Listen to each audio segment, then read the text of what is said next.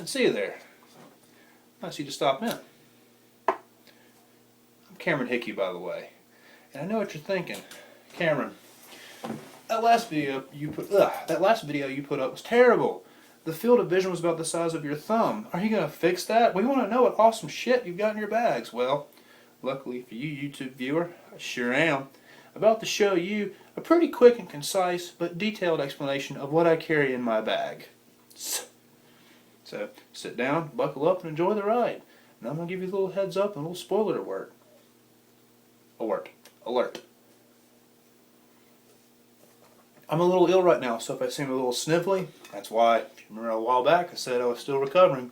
Still am. So sit tight and enjoy the show. Okay, now basically I'm just going to kind of pan everything through that I carry in the bag, starting with my firearm. This basically stays in my everyday carry bag / get home bag. This is the Ruger LC9. Obviously it's chambered 9mm, hence the name. Do carry a backup mag for that.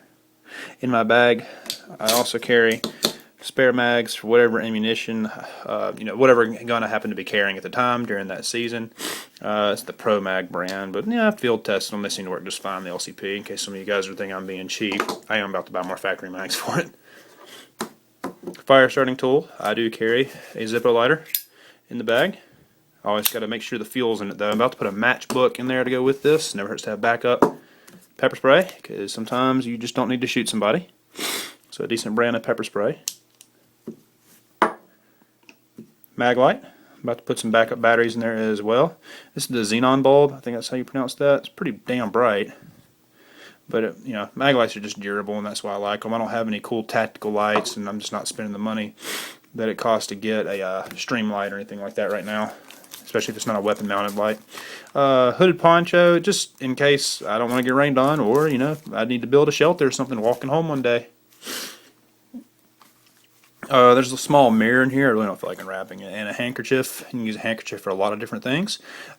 Medical applications, wrap around your face if there's some type of disaster or emergency going on and you don't want to breathe a bunch of shit in, or I guess. Wetting it and put it on your head if you need to cool down, things like that. That type, anything else I can think of. This is a small first aid kit that I basically made. Just has bandages and stuff like that in it. Nothing too serious. Made it out of a little pencil bag. Just figured that was the simple and cheaper way to do it. Decent water bottle. This is a steel one, and I do keep this in my bag. Swiss made, and the brand is Sig. I thought that was cool. It's got a little dent in it. Usually lasts a while. Ugh, I'm a little ill right now. Chapstick. It's chapstick. And a compass. One thing I'm thinking about putting here is just a small map of the area I live in the state of Mississippi, and that's pretty much it. I carry a knife on my person everywhere I go, so I didn't have much reason to put a knife in there. I probably am about to put another folding knife inside the bag. Let's take a look at the bag that I'm using. I quit buying cheap bags. I used to carry like this stuff in like a cheap nylon bag. Now I have a Maxpedition Lunata gear slinger. I love it. I love the Maxpedition stuff. It's durable. It's most of it's MOLLE capable, meaning I can put more stuff on if I want to. A lot of people I see putting hydration pouches on the side of these. Plus, everything's compartmentalized and has straps to hold it in place on the inside. Like right here, like I keep my Zippo lighter in here, my chapstick, and one of my small LCP mags. Keep my bigger mags and flashlight strapped in there. So I'm definitely happy and content with how that turned out. So this is the exploded view of everything in my bug out bag. My emergency survival bag. I have compartmentalized everything and I have slimmed it down. I've taken a lot of things out that just weren't necessary. I'm a little ill right now, so if I'm a little snivelly, I apologize. First thing, freeze-dried food. Now I went over this in the last video.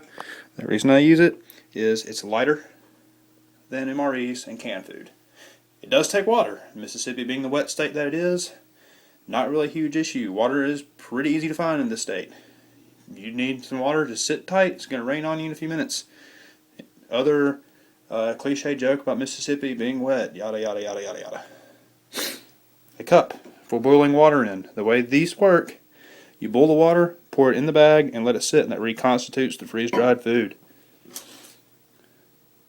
That's pretty straightforward. I'm pretty sure you know what that's for.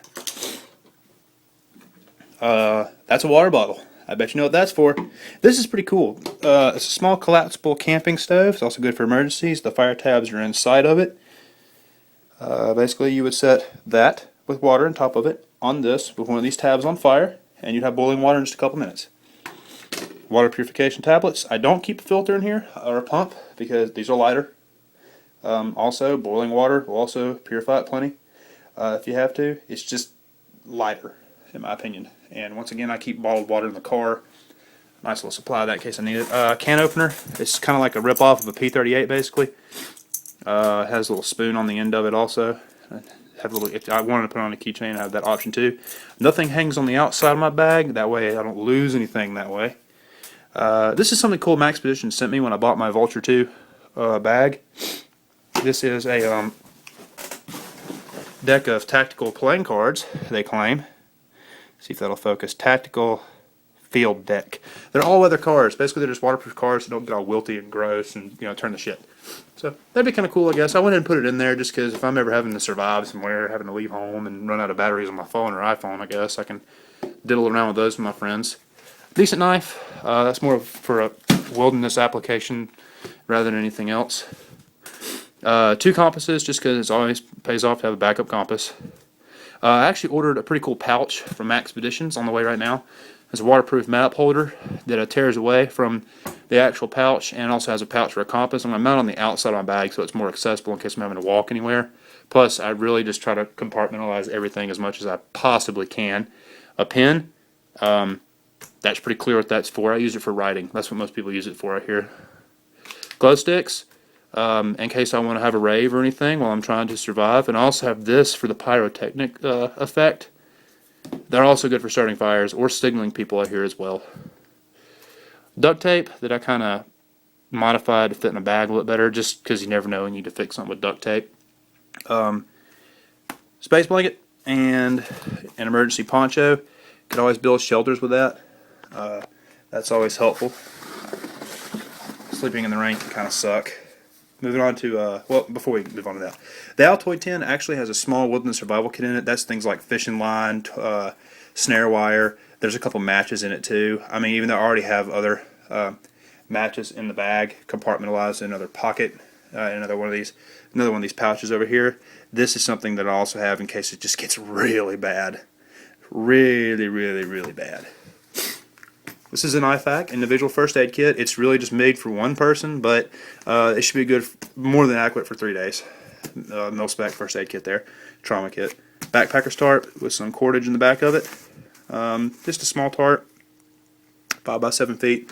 Enough to get in there to keep rain off of you. You could probably make a little shelter with combining these, keep you warm. A fleece sleeping bag. I figure that's a light way to carry a decent sleeping bag.